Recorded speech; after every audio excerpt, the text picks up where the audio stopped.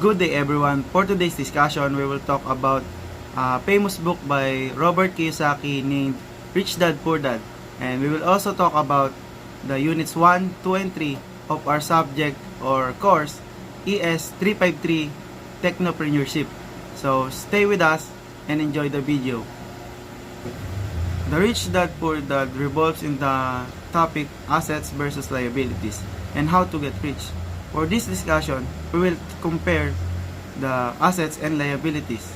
So first of all, what is assets? Assets. Assets are something that puts money in your pocket and can be known as the passive income. An example for this is real estate, stocks market, and investments. As for liabilities, these are the one that takes money out of your pocket. And this is your wants and luxuries. An example for this is accessories, tax payables, and bills payables.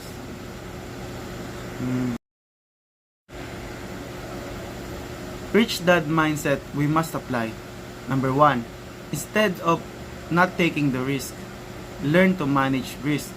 Number 2, instead of thinking of the reasons why I'm not rich, think of the reason why I must be rich. And for number 3, don't work for the money. Let the money do the work. Now, let's talk about Unit 1, 2, and 3. Warm-ups and highlights. What is the general objective of it? In preparation for constituting, number 1, value proposition canvas. 2, business model canvas. 3, lean concepts. 4, Six Sigma. 5, Pareto's principle. Number 6, SWOT analysis. Technology may be defined in many ways, but for the sake of simplicity, in relation to this subject, it is to the scientific knowledge to give an easier solution to problems within the society or specific individual. Ito yung mga bagay na naimbento o tumutulong sa atin upang mas mapadali yung buhay-buhay natin. Kagaya na lang ng internet at marami pang iba. Invention. In its purest sense, in the creation of product, processes, or techniques which do not exist before. Ito naman yung mga bagay na naimbento na gamit yung technology is mapapadali nga ang ating mga buhay-buhay.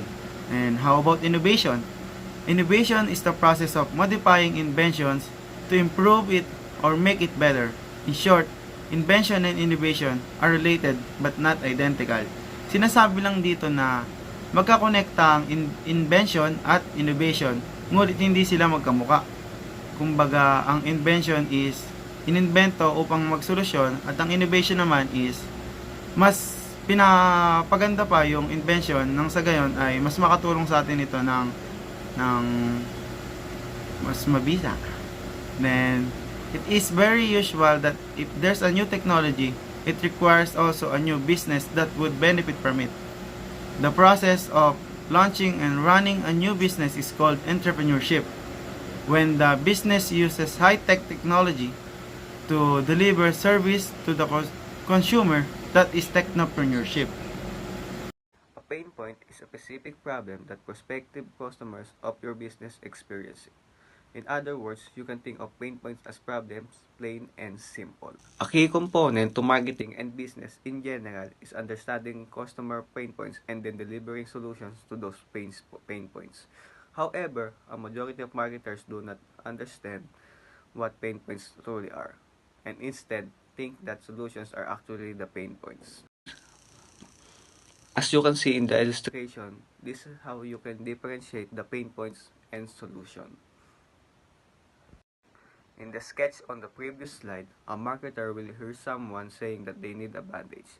So the marketer will present them with a bandage, a great bandage, a bandage that stays on well, but doesn't hurt when it builds up, a bandage that keeps out infection, a bandage with all up from frozen on giving the wound a nice warm hug. But the bandage was just the solution, not the pain point. The actual pain point is that the person wants to stop their leg from bleeding.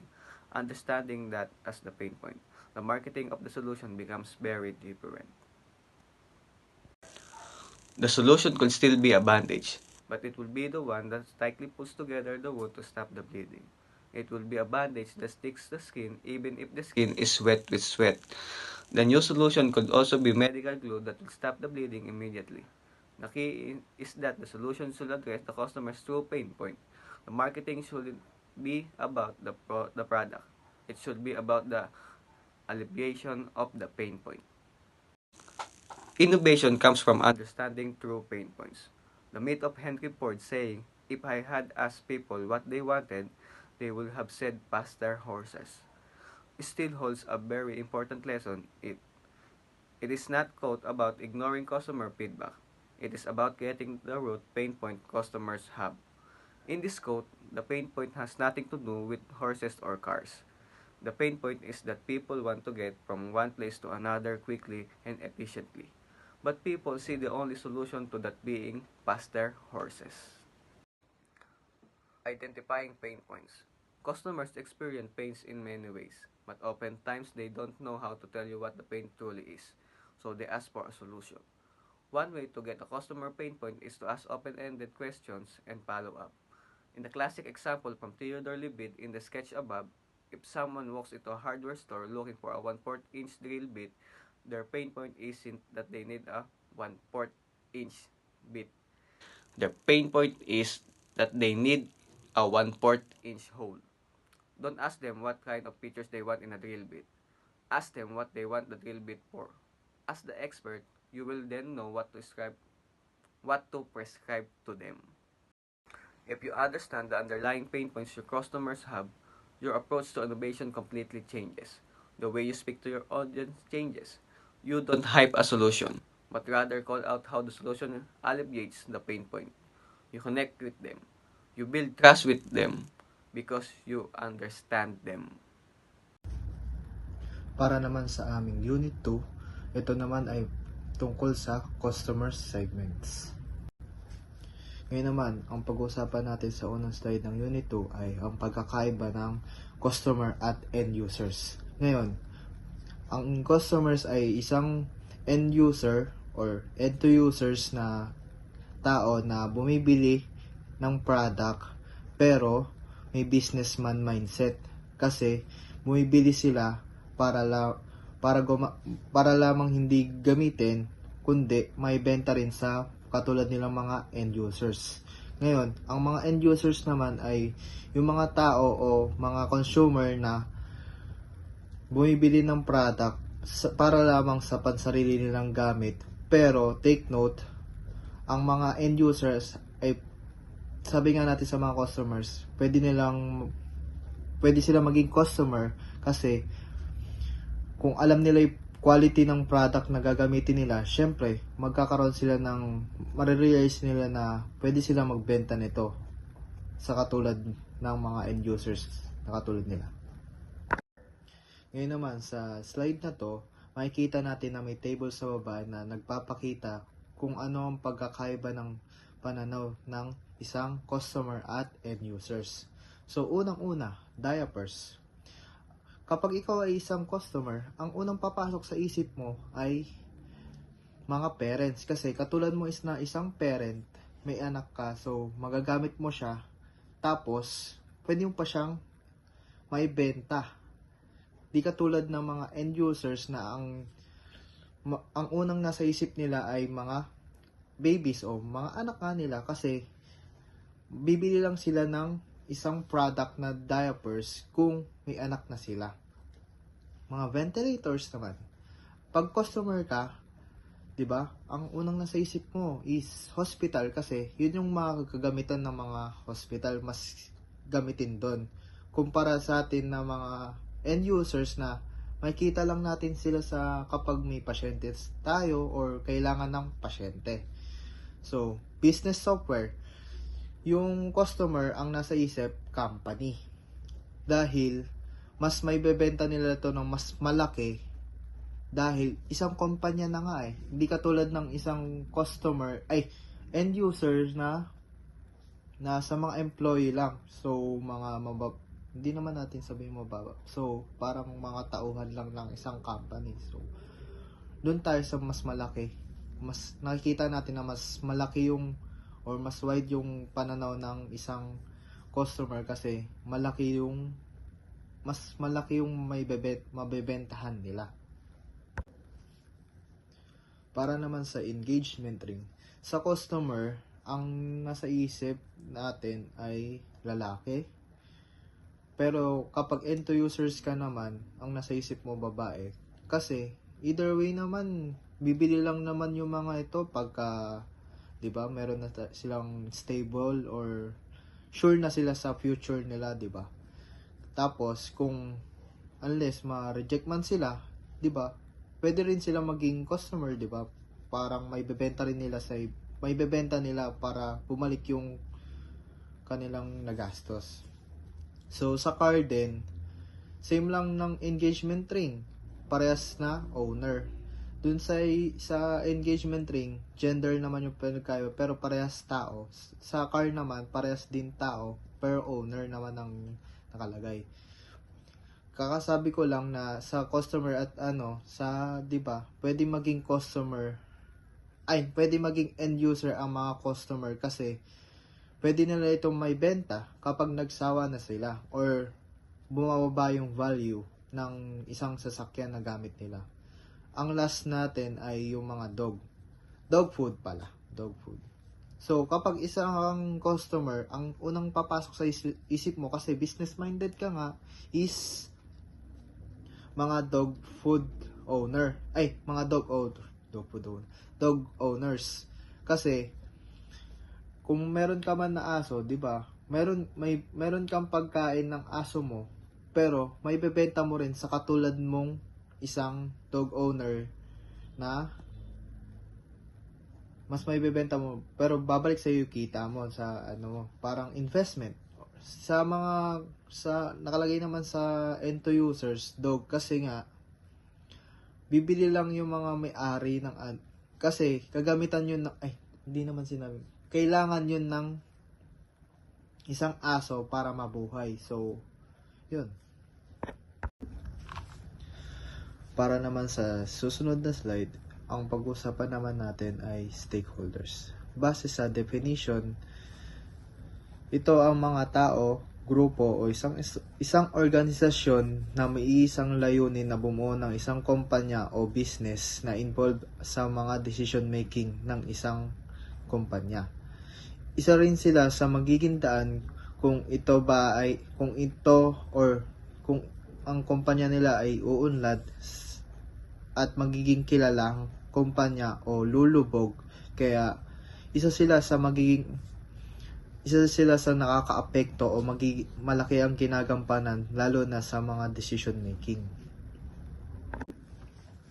Sa slide naman na ito, makikita natin na merong internal at external stakeholders at may sarili-sarili itong nakapaloob na mga tao involved sa isang kumpanya. So, unahin na natin, mga internal stakeholders. Kalimitan dito ay mga tao o grupo na isang kumpanya na sila mismo ang nagpapatakbo ng kumpanya na nakaapekto sa paglago o pagbagsak ng isang kumpanya. Ang halimbawa ng mga internal stakeholders ay employee, manager, at mga owners. Samantalang naman ang mga external stakeholders ito naman ay yung mga tao o grupo ng mga stakeholders na interesado sa paglago o pagbagsak ng isang kumpanya, subalit para silang nag-i-invest o hindi sila yung mismong nagtatrabaho para umunlad yung isang business. Pero may posibilidad na sila rin ang magiging dahilan sa pag-unlad o pagbagsak dahil isa sila sa mga nagde-decide sa business. Ang mga halimbawa na nakapaloob dito ay suppliers, society, government, creditors, shareholders, at mga customers. Sa slide naman na to, ang pag-uusapan naman natin ay mga influencers. Ito ay isang malaking factor ngayon sa larangan ng business industry dahil sa mga tao ngayong era na katulad natin, natutok masyado sa social media lalo na nung nagka-pandemic. Kaya isa sa marketing strat ngayon na usong-uso ay kumukuha ng mga influencers na malalaki ang following at subscribers sa kanilang platform dahil mas magkakaroon ng exposure ang kanilang mga product o business na pag nai-content sila ng mga ito at makaka-attract ito ng madaming mga customers dahil makakahakot ito ng libo-libong mga views. So kanina sa unit 2 sinabi natin na customer segments. So hindi pa natin alam ang definition nito. So ito ang mga grupo ng tao o organisasyon na naglalayong malaman ang iba't ibang pamamaraan ng marketing, maglingkod at abutin ang bawat mamamayan ng isang society. Isa sa nakapaloob sa customer segment ay isang ehemplo sa business industry kahit ang business mo ay mababa ang kita. Dahil lahat naman siguro tayo ay nagmula sa nasa baba papunta sa itaas at umunlad at yumaman. Ganon din naman sa business industry, hindi naman malaki agad ang kita ng iyong kumpanya, di ba? Kaya nagpo-pursue tayo lalo na para lumaki yung kita natin at mas ma-reach natin yung goal natin or yung goal ng kumpanya at mas mapaglingkod pa tayo gamit ang produkto natin sa mga tao o mamamayan ng isang syudad or society.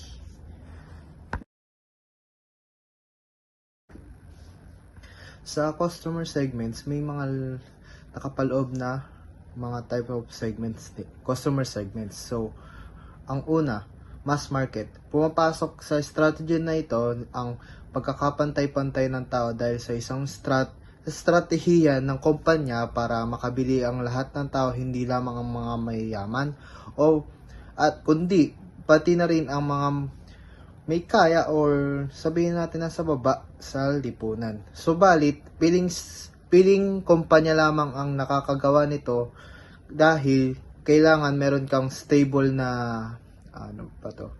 or parang big na yung company mo para makakagawa ka nito or yung tawag dito ay tinatawag na wholesale.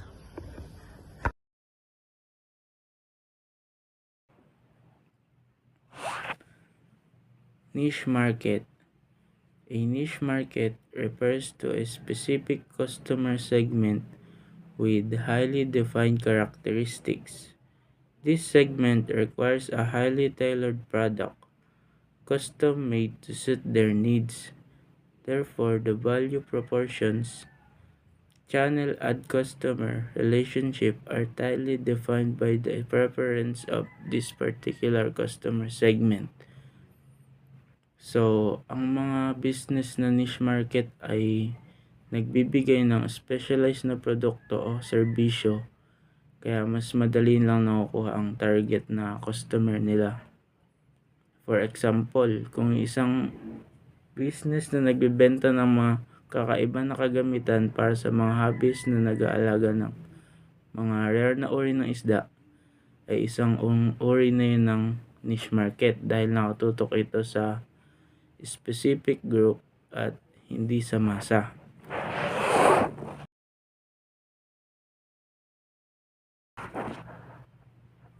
So, dito naman tayo sa segmented. Some business models distinguish between market segments with slightly different needs and problems. The retail arm of bank like Credit Suisse, for example, may distinguish between a large group of customers, each posing assets of up to $100,000 and a smaller group of affluent clients, each of whose net worth exceed $500,000. Both segments have similar but varying needs and problems.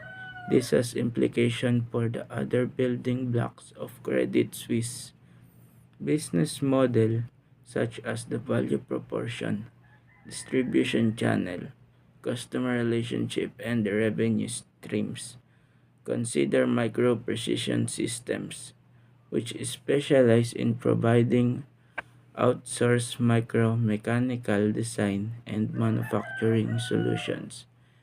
It serves three different customer segments: the watch industry, the medical industry, and the industrial automation sector, and offer each slightly different value proportion.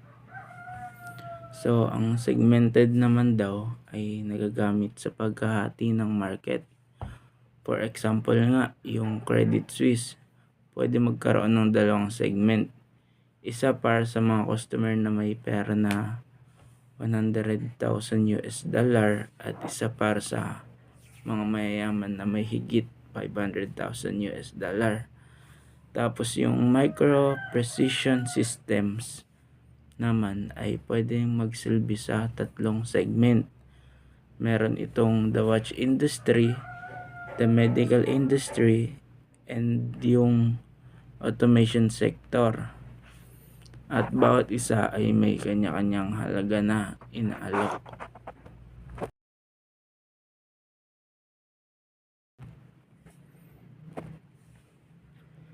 Diversified.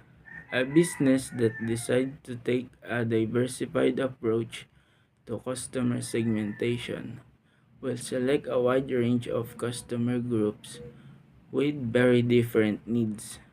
Often, companies diversify as they migrate to new customer and markets. Example, Amazon diversifying into cloud services based on its utilizing its core infrastructure, and Apple migrating into Apple TV based on its previous development of Apple Music. Isang negosyo daw na nagdedesisyon na gumamit ng diversified approach to customer segmentation ay pipili ng malawak na customer groups na may mga kakaiba na kailangan, at madalas din daw ang mga kumpanya na nagda-diversify habang sila ay lumilipat sa mga bagong customer at market.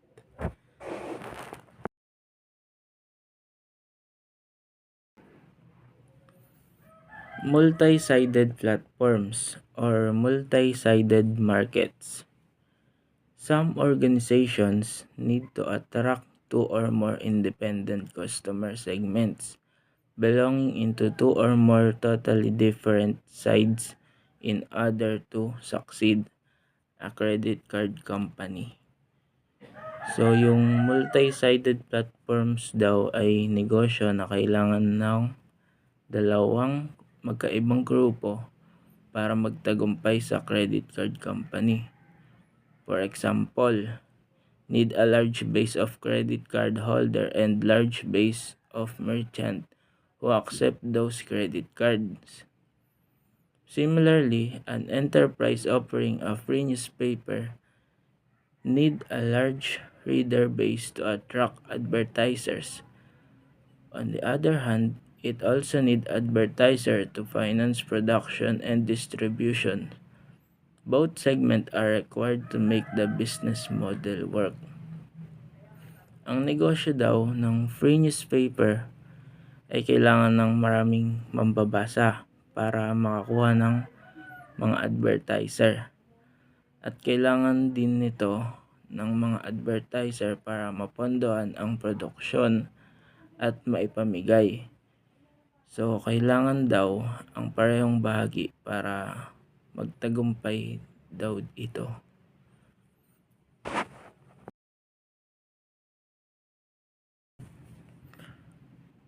What is market segmentation? Market segmentation is the process of dividing target customer segments into smaller, more precise cluster. It is used to categorize customer segments and audience into group that share similar characteristics. So, ang market segmentation naman daw, ito yung paghahati-hati ng mga customer sa mas maliliit na grupo based on their characteristics para mas maayos na makuha nila yung kanilang kailangan at mga gusto.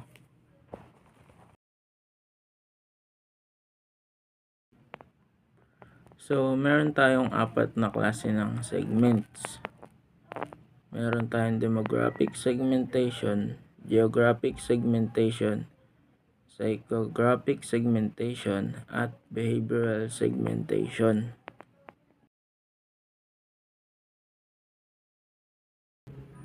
Demographic segmentation. This is one of the most popular and commonly used type of market segmentation. It refers to statistical data about group of people. So, ito daw yung isa sa pinakakilala at karaniwang ginagamit na uri ng market segmentation. So, meron ilang example nito.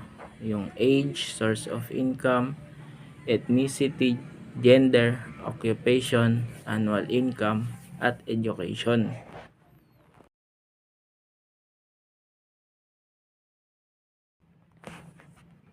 So, dito naman tayo sa psychographic segmentation. Psychographic segmentation categorize audience and customer by factors that relate to their personalities and characteristics. So, ang psychographic segmentation naman daw ay paghahati ng market depende sa personalities and characteristics ng isang customer. Meron tayong ilang example niyan, gaya ng personality, interest, priorities, values, lifestyle, attitude, at motivations. So, while demographic and psychographic segmentation focuses on who a customer is, behavioral segmentation focuses on how the customer acts on products. So, examples are purchasing habits, spending habits, brand interaction. So, kapag sinabi nating behavioral segmentation, ito ay nakatuon sa kung paano kumikilos ang customer sa kaugnay sa kanilang produkto. Kabilang dito yung gawin nila sa pagbili, paggamit ng mga produkto, loyalty sa brand. So halimbawa na lang, ang isang brand ay maaaring mag-target ng mga customer na regular na bumibili sa kanilang produkto o na mga madalas maghanap ng discounts. Next is geographic segmentation. Geographic segmentation is the simplest type of market segmentation. It is categorized customers based on geographic location. Examples are country, barangay, climate, province, street, urban or rural, city, and radius around a certain location. So kapag sinabi naman natin geographic segmentation, ito ay isang uri ng market segmentation na naghahati-hati ng mga customers base sa kanilang lokasyon o lugar.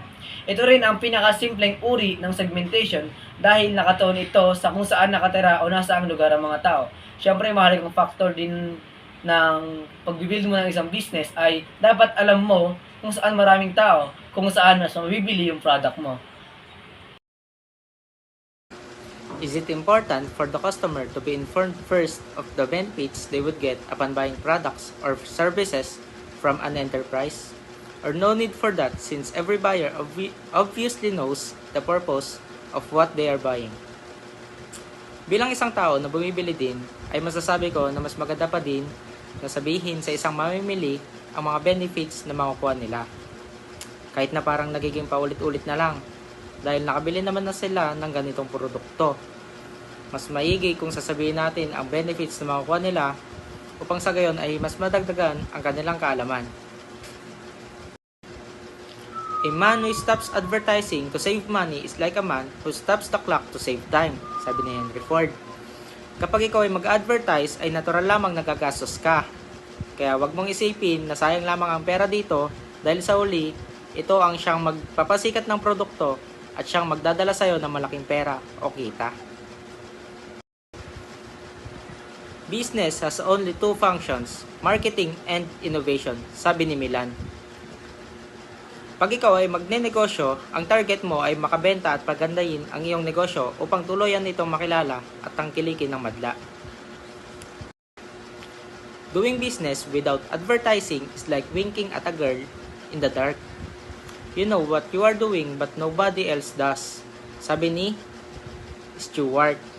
Ang kotasyon na ito ay nangangulugan lamang na kung ikaw ay magnenegosyo, marapating ito ay i-advertise dahil aanihin mo ang isang negosyong hindi naman alam ng mga mamimili na meron pala na ito. Make it simple, make it memorable, make it inviting to look at, make it fun to read, sabi ni Leo. Siyempre, kung tayo ay mag-advertise, dapat yung maaalala ng tao, yung tatatak sa isip nila, upang mas lumaki yung tsansa na tangkilikin nila ang ating produkto o ang ating negosyo. The internet is becoming the town square for the global village of tomorrow, sabi naman ni Bill Gates. Ang internet ay may tuturing natin na digital na syudad dahil dito na halos umikot ang buhay ng karamihan at madaming bagay na din ang kaya mong gawin gamit ito. So now let's move to Unit 3, the value proposition. A value proposition is a simple statement that summarizes why a customer would choose your product or service. It communicates the clearest benefit that customers receive by giving you their business. A value proposition can be presented as a business or marketing statement that a company uses to summarize why a consumer should buy a product or use a service. So kapag sinabi nating value proposition, ito ay pahayag o paliwanag kung bakit dapat bang piliin ng mga consumer o ng mga customer ang iyong product. Sa madaling salita, ito ang dahilan kung bakit dapat kang piliin ng mga tao kaysa sa mga kakompetensya mo, kalaban mo sa iyong business. Your business value proposition is arguably the most important element of your overall marketing messaging. A value proposition tells prospects why they should do business with you rather than your competitors, and makes the benefits of your products or services crystal clear from the outset. So kapag sinabi ulit natin yung value proposition ng iyong negosyo, ito ay isang mahalagang bahagi ng iyong marketing strategy. Ito ang naglilinaw sa mga potensyal ng customer kung bakit dapat bilhin o piliin ang iyong produkto. Ipinapakita ang benepisyo ng iyong produkto o serbisyo sa pamamagitan ng value proposition, kaya nauunawaan ng mga customer kung ano ang maaasahan nila mula sa iyo o mula sa iyong produkto. Definition of value proposition in layman's term. The value proposition pertains to the benefits that customers would get upon buying a product as promised by the company who owns it. It is actually a statement which serves as a window for the customer to see clearly what a certain brand could offer and its advantages over other competitors. And for it to be clearly seen by customer, this is where advertisement comes into play. So, una, dapat nating malaman ano nga ba ang layman's term. Ang layman's term, ito ay tumutukoy sa pagpapaliwanag ng isang konsepto o ideya gamit ang simple at madaling paraan. Ang value proposition ay isang simpleng pahayag na nagsasabi sa mga customer kung ano ang makukuha nila kapag binili nila ang isang produkto. Pinapakita nito ang kung bakit mas maganda ang alok mo kaysa sa iba, kung ano ang kakaiba sa product mo, kung ano ang mas maganda sa product mo. So, sabi nga kanina, dapat maganda ang yung marketing strategy, may papaliwanag mo kung anong benefits nito sa kanila. Dapat maganda ang iyong advertisement. Historical backgrounds of value proposition. The phrase value proposition, or VP, is credited to Michael Lanning and Edward Michaels, who first used the term in 1988 staff paper for the consulting firm McKinsey & Co. In the paper, which titled "A Business is a Value Delivery System," the authors defined value proposition as a clear, simple statement of the benefits, both tangible and intangible, that the company will provide, along with the approximate price it will charge its customer segment for those benefits. So, historical background of value proposition. The term value proposition ay unang ginamit ni nina Michael Lanning and Edward Michaels noong 1988 sa kanilang consulting firm na McKinsey & Co. Na ang papel na ito ay pinamagatang a business is a value delivery system. Nilarawan nila ang value proposition bilang isang malinaw at simpleng pahayag ng mga benepisyong ibibigay ng isang kumpanya sa mga customer, kasama ang tinatayang presyo para sa bawat segment ng customer. Ito ang naglatag ng pundasyon para sa modernong konsepto ng value proposition sa marketing at negosyo. Tangible and intangible benefits of value proposition. Tangible benefits are those that can be measured in financial terms, while intangible benefits cannot be quantified directly in economic terms. Those benefits include customer satisfaction. So, ang tangible benefits ay mga benepisyong madaling masukat sa pera, tulad ng pagtitipid o dagdag na kita. Ang intangible benefits naman, sa kabilang banda, ang mga benepisyo na makukuha ng mga customer na hindi nasusukat sa pera, halimbawa na lang nito, ay yung satisfaction nila sa product mo. There are two project benefits, the tangible benefits and intangible benefits. So, intangible benefits increase revenue, resource cost savings, hardware cost savings, software cost savings, productivity gain, process improvements. So while in intangible benefits, there are enhanced use experience, increased customer satisfaction, increased compliance, and brand equity. So mapapansin natin ang pagkakaiba ng dalawang chart na yan, ng dalawang benefits na yan. Una, sa tangible benefits, puro cost savings, cost savings, cost savings. Samantalang sa intangible benefits, ito yung satisfaction ng customer. Sabi ko nga kanina, ang tangible benefits, ito yung nasusukat sa pera, katulad ng pagtaas ng kita, pagtitipid sa gastos ng hardware, software, at pagtaas ng produktibidad.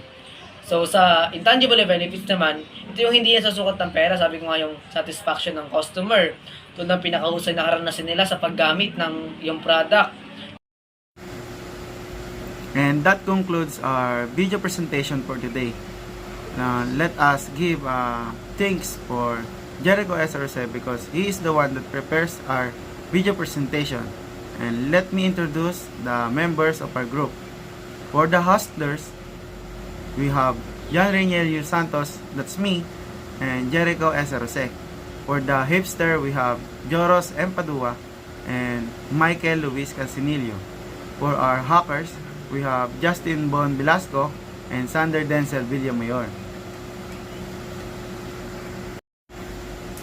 And that's pretty much it. We hope that you learned something new today, and thanks for watching our video. Don't forget to like, share, and subscribe. Bye-bye.